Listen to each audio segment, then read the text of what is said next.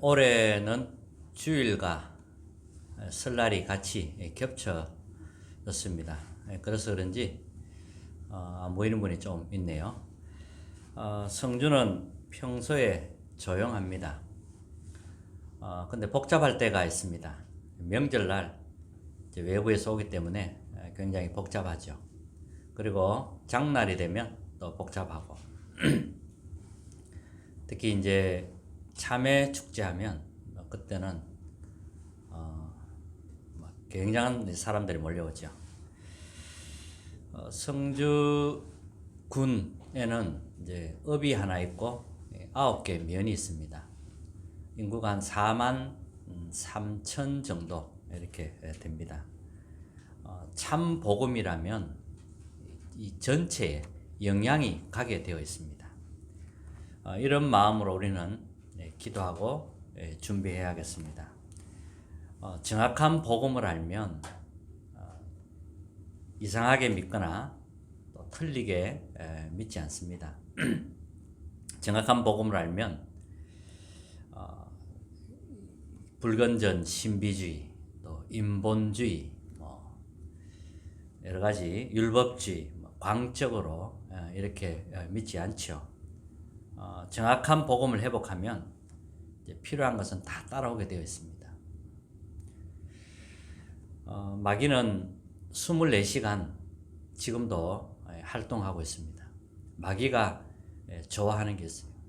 마귀는 우리가 불신앙할 때 춤을 춥니다. 굉장히 좋아합니다. 이제 사단의 큰 통로가 되죠. 그리고 우상 숭배할 때 마귀는 잔치를 합니다. 그 통로로 들어와서 집안과 가문을 무너뜨리기도 합니다. 또 우리가 가지고 있는 상처, 이 상처를 가지고 있으면 많은 사람을 살릴 수 없습니다. 전부 털어버려야 됩니다. 또 마귀는 염려하는 사람을 좋아합니다. 염려하면 그 속으로 들어와서 이제 공격을 하게 되지요. 그래서 베드로전서 5장 7절 8절을 보면 너희 염려를 주께 맡겨버리라. 이는 그가 너희를 돌보심이라. 염려를 주님께 맡길 때 주님이 돌보시는 겁니다. 염려 그걸 다 주님께 맡길 수 있어야 돼요. 그리고 욥기 3장 25절에 보면 두려워하고 무서워하는 것, 이게 내게 임했다 그랬습니다. 두려워하거나 무서워할 필요가 없습니다. 그거 다 내려놔야 됩니다. 주님께 맡겨야 됩니다. 응답 받기 전에 이제 먼저 만들어지는 것이 보좌의 축복, 영적 세계가 먼저 만들어집니다. 그리고 재앙이 임할 때도 마찬가지입니다. 흑암 세계가 먼저 만들어지고 재앙이 오는 것입니다. 이 초대교회에 이제 큰 위기가 왔습니다. 어떤 위기가 왔느냐 하니까 예수 믿는 사람을 옥에 가두고 복음을 또 전하면 돌로 쳐 죽이는 이런 일이 일어났습니다. 이때 나타난 인물이 스데반입니다. 스데반은 자기 신앙을 사람들 앞에 간증을 했습니다. 스데반이 너무 확실하게 지금까지 잘못해온 것들을 지적하면서 복음을 전하게 되었습니다. 이 유대인들이 이 스데반의 이야기를 듣고 마음이 찔린 겁니다. 그래서 돌로 쳐 죽인 겁니다. 조상 아브라함 때부터 이야기를 쭉 하면서요, 모세 이야기도 막 했습니다. 모세의 말을 안 듣고 애굽으로 내려가자 이렇게 이야기를 했거든요. 그리고 또 금송아지 우상 숭배한 거, 그리고 몰록 신을 섬긴 거, 하나님이 필요한 선지자를 보내면 그들이 다 죽였습니다. 심지어는 그리스도까지 십자가에 달아 죽인 겁니다. 자, 51절에 제가 한번 볼게요. 목이 곱고 마음과 귀에 할례를 받지 못한 사람들아, 너희도 너희 조상과 같이 항상 성령을 거스리는도다. 너희 조상들이 선지자들 중에 누구를 박해하지 아니하였느냐? 의인이 오시리라 예고한 자들을 그들이 죽였고, 이제 너희는 그 의인을 잡아준 자요 살인한 자가 되나니, 너희는 천사가 전한 율법을 받고도 지키지 아니하였도다 하니라. 이렇게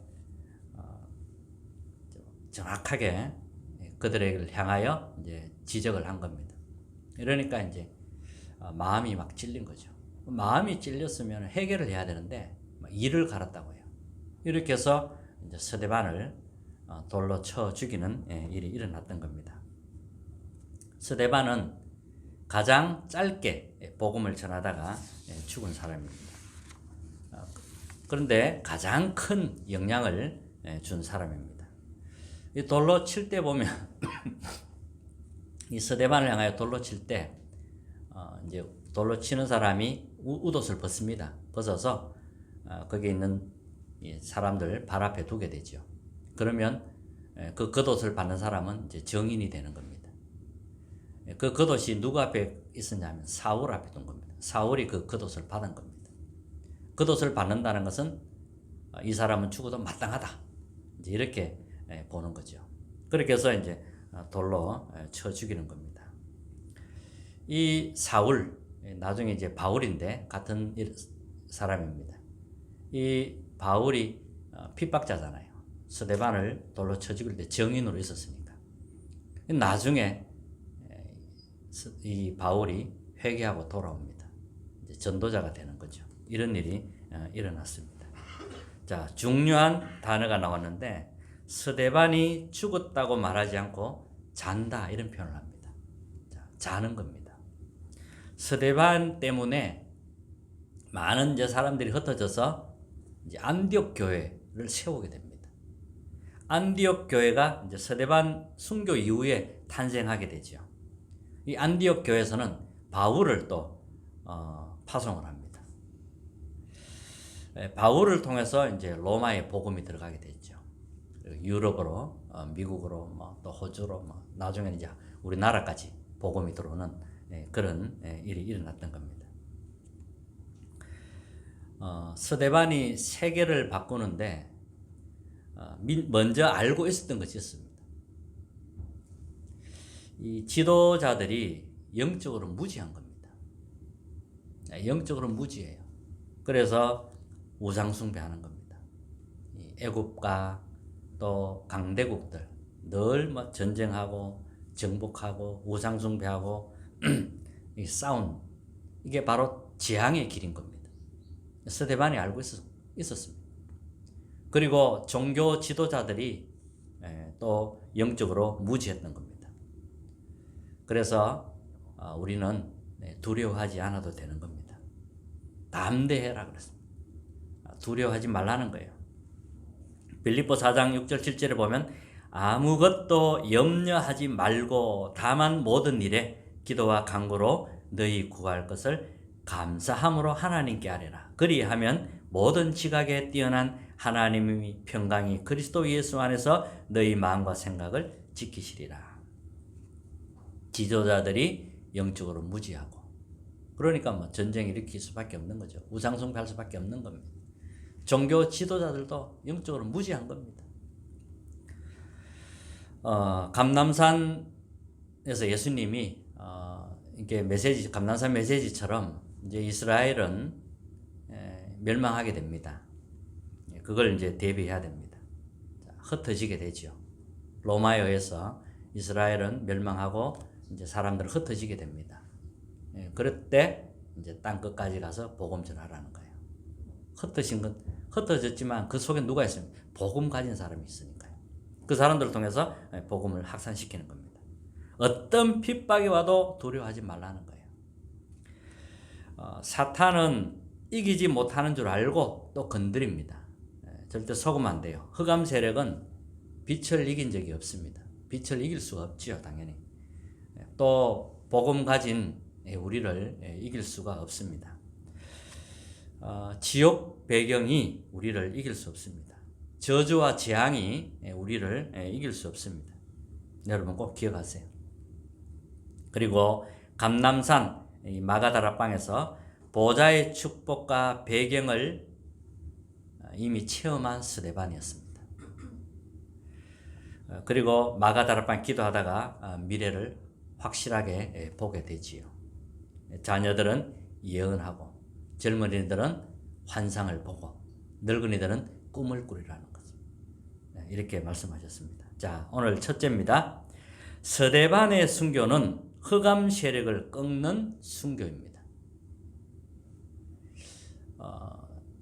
우리도 이 순교 정신이 있어야 되는데요. 54절에 보면 그들이 이 말을 듣고 마음에 찔려 그를 향하여 이를 갈거든 그랬습니다. 스데반은 이미 알고 있었습니다. 각오를 하고 그들 앞에서 그리스도를 증거한 겁니다. 이미 흑암 세력을 꺾은 겁니다. 이미 이긴 거예요. 그들은 진 겁니다. 렘넌트 7명, 요셉이 그랬습니다. 형들이 나를 팔았다고 해서 근심하지 마소서. 하나님이 나를 앞서 보냈다. 이미 승리한 겁니다. 요셉은 이미 승리한 거예요. 완전 승리했지요. 이 고백할 때는 이미 흑암을 꺾은 겁니다. 이런 요셉의 고백을 보면 차원이 다른 고백입니다. 보통 보면은 막 앞에 거 보고 막 이러잖아요. 사람들이 보면은 이렇게 스데반을 죽일 때 보면 무엇을 잘못했는지도 몰라요. 자기들이 무엇을 잘못했는지도 모릅니다. 이 스데반은 그들에게 죄를 돌리지 말아달라 이렇게 기도를 합니다. 주여 나의 영혼을 받아주시옵소서. 이 죄를 그들에게 돌리지 마옵소서 이렇게 기도했거든요. 아버지 야곱이 죽고 나니까 이제 형들이 또 겁을 먹은 거죠. 저게 이제 아버지가 없으니까 우리를 또 죽일 것이다. 이렇게 나왔습니다. 요셉이 뭐 죽이는 게 어렵겠습니까? 총리인데. 그래서 살려달라고 합니다. 그때 요셉이 하는 고백입니다. 하나님이 저에게 선으로 갚으셨습니다. 형님과 자녀를 제가 책임지겠습니다. 이렇게 나온 겁니다. 참 놀랍죠? 승리한 사람들의 고백입니다. 또 다윗 같은 경우도 이 골리앗 앞에 나갈 때 골리앗은 방패와 창을 들고 다윗 앞에 나왔습니다. 그런데 다윗은 네가 모욕하는 여호와의 이름으로 나왔다고 했습니다. 네 목을 오늘 내 손에 붙였다 그랬습니다. 그래서 단번에 골리앗을 꺾어야 되지요. 여호와의 이름으로.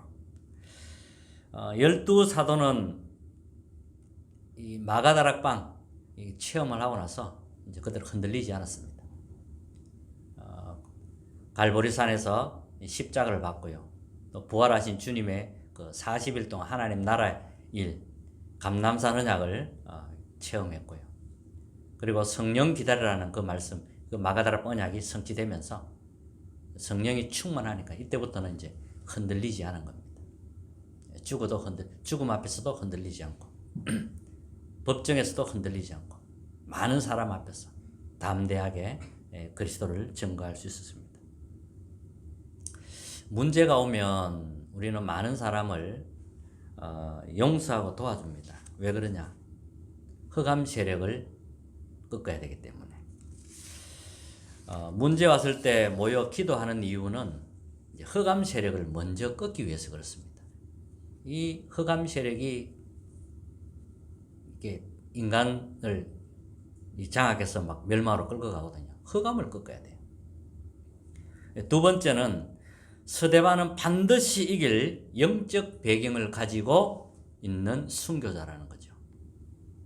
영적 배경을 가지고 있는 이미 이 배경을 가지고 있었고 누리고 있는 그런 순교자였던 겁니다. 자, 56절에 보면 말하되 보라 하늘이 열리고 인자가 하나님의 우편에 서신 것을 보고 그랬습니다.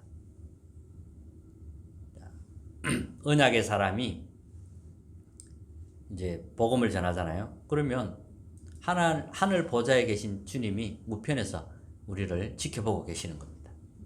자, 우리가 고난을 겪으면 주님은 서서 우리를 지켜보시는 겁니다.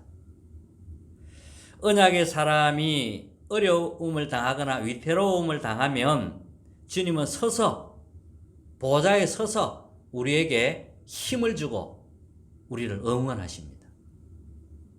다 영적인 배경이죠.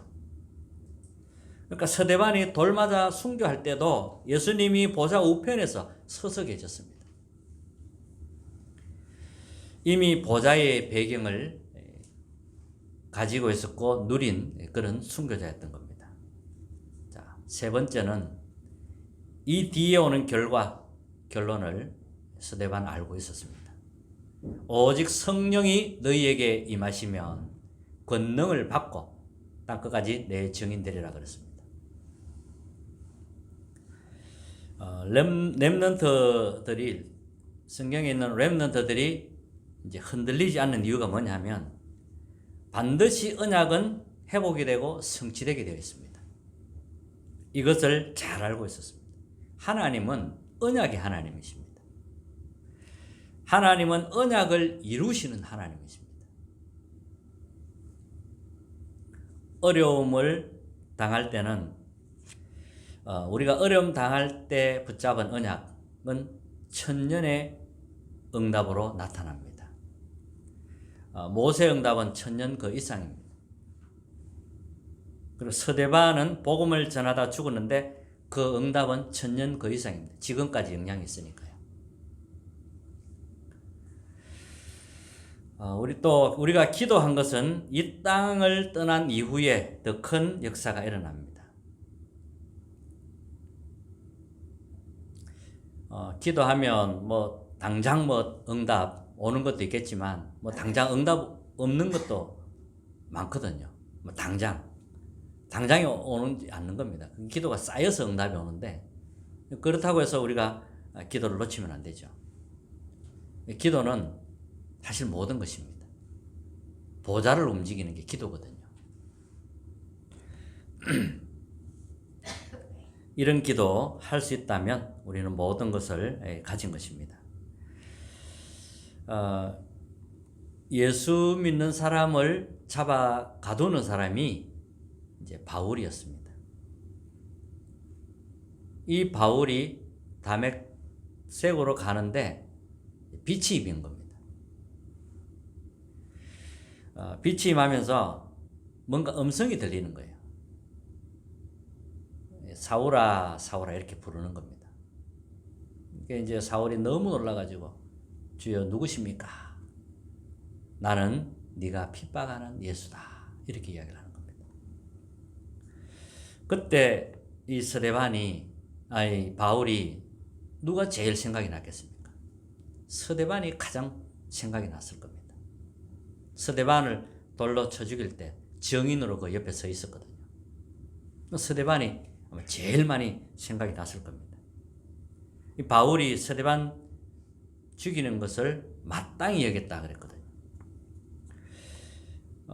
바울이 스데반을 핍박한 겁니다. 그런데 나는 네가 핍박하는 예수라 이렇게 이제 나온 거죠. 복음을 가진 우리를 핍박하는 것은 예수님을 핍박하는 겁니다. 누가 하나님의 자녀를 욕하면 그것은 하나님을 욕하는 겁니다. 여러분 꼭 기억하세요. 그래서 여러분 어디에 있든지 간에 교회를 보호하고 지키고 또 전도자를 보호하고 지키고 우리 렘넌트를 보호하고 지키시기 바랍니다. 특히 가정에서나 어디 있어든지 특히 우리 자녀들이 있을 때 남의 이야기 함부로 하면 안 돼요. 그러면 그 아이들에게 쏙 들어갑니다. 만약에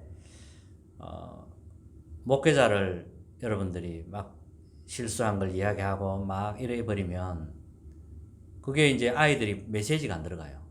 여러분들은 막 쉽게 그냥 이렇게 이야기하지만 메시지가 안 들어가요. 그럼 아이는 죽는 겁니다. 여러분 이런 원리를 잘 알고 계셔야 돼요. 그리스도를 우리를 핍박하는 것은 복음 가진 사람을 핍박하는 것은 그리스도를 핍박하는 것 같습니다. 자, 우리가 하는 이 헌신은 그리스도를 위한 그리스도를 돕는 헌신인 것입니다. 지금도 성삼위 하나님은 눈에 보이지 않게 역사하고 계십니다. 핍박자 이 헤롯 왕을 불러간 주의 사자는 지금도 똑같이 역사하고 계십니다. 바울을 도와서 하나님의 능력과 바울을 도운 하나님의 능력과 주의 그 천사는 지금도 똑같이 역사하고 있습니다. 자, 결론입니다. 우리가 그러면 붙잡아야 될 게 뭐냐? 자, 오늘 스데반의 순교를 봤거든요. 순교 정신입니다. 죽어도 괜찮다라는 그런 순교 정신이 있어야 흑암을 이길 수 있습니다. 성령이 충만하면 이렇게 됩니다. 사람들은 성령 충만 놓고 기도하지 않는 것 같아요. 정말 기도하세요. 우리에게 필요한 것은 성령의 능력입니다. 이 성령 충만, 보좌의 능력이 정말 필요합니다. 모세가 다시 왕궁으로 들어간 것은 순교 정신입니다. 들어가면 죽어요. 다니엘과 세 친구 바벨론 앞에서 어떻게 승리할 수 있었습니까? 그 어마어마한 강대국 앞에 승리할 수 있었던 것은 바로 순교 정신입니다. 일제시대 때 6.25 때 죽기를 각오하고 싸운 사람이 있었습니다. 자, 우리에게 이런 순교 정신이 있어야 됩니다. 그래야 흑암과 싸울 수 있습니다. 다 내려놓으세요. 다 내려놓으세요. 정말 언약을 붙잡으시기 바랍니다. 하나님 앞에 서시기 바랍니다. 그러면 승리하게 됩니다. 명절날 하나님의 은혜가 우리 사랑하는 성도님들에게 충만하게 임하기를 주님의 이름으로 축복합니다. 찬송가